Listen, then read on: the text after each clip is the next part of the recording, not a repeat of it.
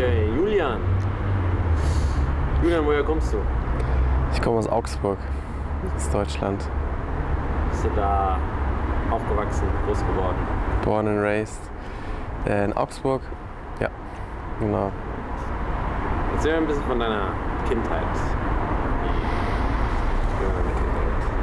So oberflächlich oder deep oder Wie du magst. was ich mag. Okay, ich hatte eine sehr schöne Kindheit. Viel draußen gespielt, viel aus Holz gebaut. So ein einschneidendes Erlebnis war auf jeden Fall, dass sich meine Eltern irgendwann getrennt haben. Und da kommen natürlich Veränderungen dann ins Leben. Aber ja, irgendwie waren die Veränderungen auch gut, haben sich neue Sachen daraus entwickelt. Ja.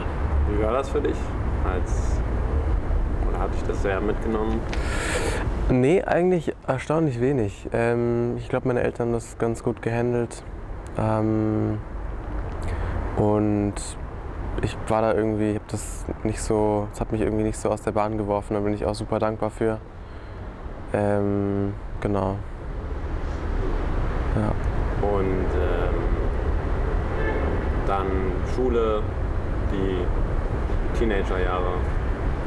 Teenagerjahre, die waren wild. Nein. Wilder Typ. Ja, schon ein bisschen. Wir haben dann irgendwann auf dem Land gewohnt, da war ich dann so mit 10 bis 15 oder sowas war ich ein richtiger kleiner Bauer. Und da wollte ich unbedingt Bauer werden.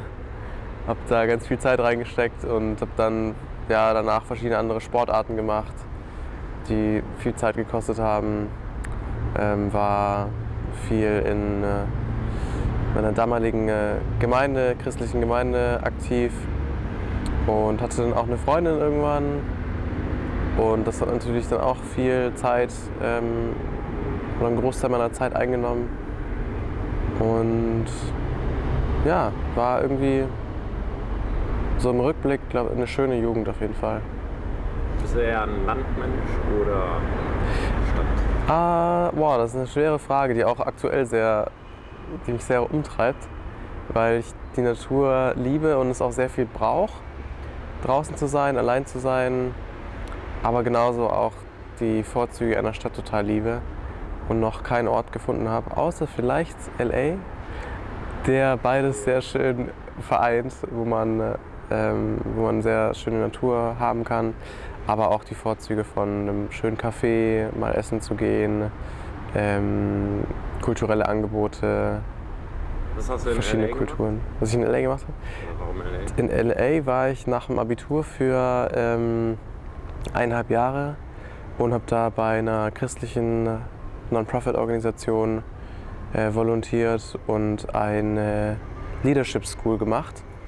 Das heißt, da haben wir ganz viel praktisch geholfen den Menschen und haben aber auch theoretischen Unterricht bekommen in verschiedenen Sachen und genau, es war ein schöner bunter Mix. Ja. Aber die Stadt ist empfehlenswert. Für Touristen glaube ich nicht so sehr. Ich glaube, viele Touristen, denen gefällt es nicht so gut, aber wenn man da wohnt und die coolen Ecken kennenlernt, dann kann man da echt ganz viel Spaß haben. Und für mich war es ideal, weil du hast die Berge also wunderschöne Berge, wunderschöne Wanderwege in einer halben Stunde erreichbar mit dem Auto. Du hast das Meer genauso erreichbar. Du hast eine coole Stadt mit eine kreative Stadt, die Filmindustrie, hippe Community, die sehr kreativ ist, die viel auf die Beine stellt. Und ich finde, der Mix ist einfach cool. Da fühle ich mich wohl. Und ja. Seine Vor- und Nachteile. Ja, absolut. Also es ist schön da, es ist natürlich auch sehr überwältigend. Bitte? Viel Negatives gehört. Ja, Also gerade wo du sagst Filmindustrie, das auf jeden Fall, das ist nicht alles Glanz und wie sagt man denn, Sternchen und Glanz oder wie auch immer, wie das oft so dargestellt wird. Es bringt halt auch dann die sehr negative Seiten und Man kann natürlich auch auf der anderen Seite vom Pferd dann runterfallen und genau. Was denkst du über solche Städte wie LA oder ich meine, du wohnst auch in Berlin? Genau, habe ich gewohnt, ja. Diese Städte, wo viele Menschen, viele junge Menschen anzieht, um ihre Träume zu verwirklichen, um das richtige Publikum oder sich mit denen zu connecten. Ja. Braucht es diese Städte auch heute in dem digitalen Zeitalter? Um sich, sage ich mal, einen Namen zu machen oder einen Namen zu machen? Das weiß ich nicht, ob man es braucht. Wahrscheinlich schon, weil ich habe gemerkt, dass ich in Berlin gewohnt habe, da ist schon ich habe so ein unterschwelliger Druck, auch diesen Lifestyle zu leben, so dieses Berlin-Leben oder LA oder New York oder wo auch immer. Das kann einen schon ganz schön einnehmen und dann wird es sehr schnell oberflächlich. Dann geht es nur darum, nur irgendwie gesehen zu werden oder bei den neuesten und coolsten Sachen immer dabei sein zu müssen. Und das ist dann natürlich die Kehrseite von von dieser Fülle an verschiedenen Lebensstilen ist auch, dass man sich da selber verlieren kann. Und ich würde sagen, dass es die schon braucht, weil auch wenn viel digital wird, braucht es genauso das Analoge und ich glaube, ohne das geht's nicht. Ja. Aber dich hat es am Ende glücklich gemacht, oder? Nee, am Ende hat es mich nicht mehr glücklich gemacht. Am Ende war ich unglücklich und bin dann auch weggezogen und an den Ort gezogen, der sehr viel Natur zu bieten hatte und sehr ruhig war. Ja, ans Meer. Wo du hingehörst. Genau. Und ich glaube, dass vielleicht ziehe ich nochmal irgendwann zurück, aber an dem Zeitpunkt konnte ich einfach nicht mehr oder wollte ich nicht mehr wohnen. Da hat es mich zu sehr eingenommen. Da haben die negativen Sachen zu sehr mich überwältigt. Und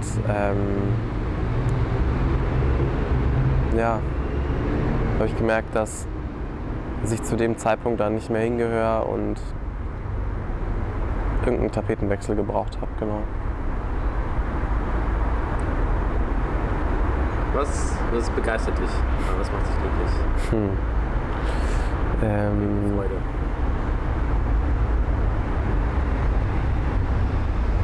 Das sind jetzt verschiedene Fragen. Also Freude bringt mir einmal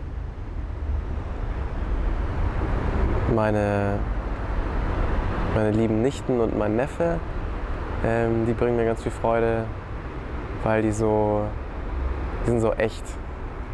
Was sie machen, die sind noch recht klein oder jung und die sind einfach so, wie sie sind und in ihrer Art so lustig und so real irgendwie. Und es fühlt sich so schön an, einfach mit denen Zeit zu verbringen. Und meiner Familie generell, der stehe ich sehr nahe.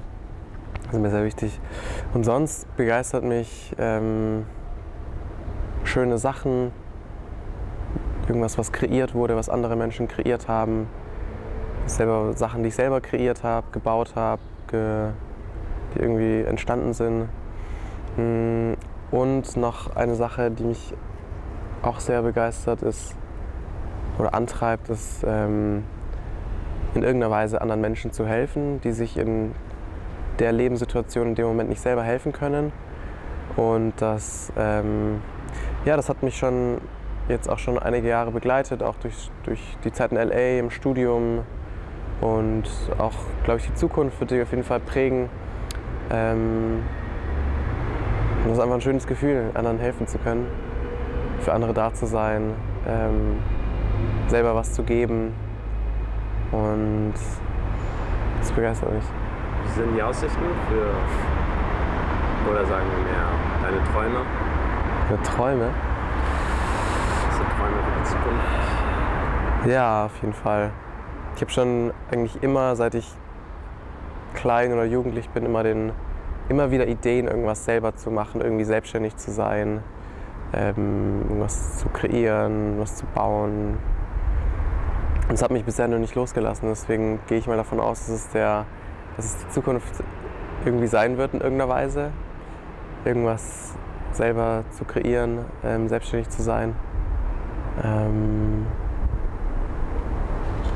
Und was ich gerade auch schon meinte, ist auch der Traum. Also das ist nicht so ein Traum, der so weit weg ist, weil man kann ja überall in jedem Moment anderen Leuten was Gutes tun oder denen helfen, aber es ist vielleicht so ein Lebenstraum oder ein Wunsch für mein Leben, dass das mich auf jeden Fall immer begleiten wird, dass ich meine Zeit und Energie auch für andere hernehme und opfer und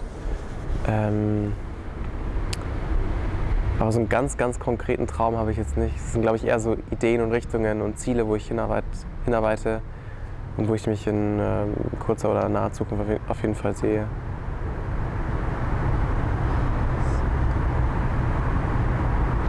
Wofür bist du am meisten dankbar? Boah, da gibt es so viele Sachen. Ich liebe es, mir zu überlegen, jeden Tag, wofür ich dankbar bin, weil es einfach so, da kann man nicht anders sein, als sich zu freuen. Man muss sich freuen, wenn ich mir überlege, wofür ich alles dankbar bin. Und das setzt alles in eine andere Perspektive. Also wenn es mir nicht gut geht oder wenn ich traurig bin oder einfach nicht so bei mir selber bin, dann hilft das allein schon, kurz zu überlegen, wofür ich am Tag dankbar war, verändert alles. Und am meisten dankbar bin ich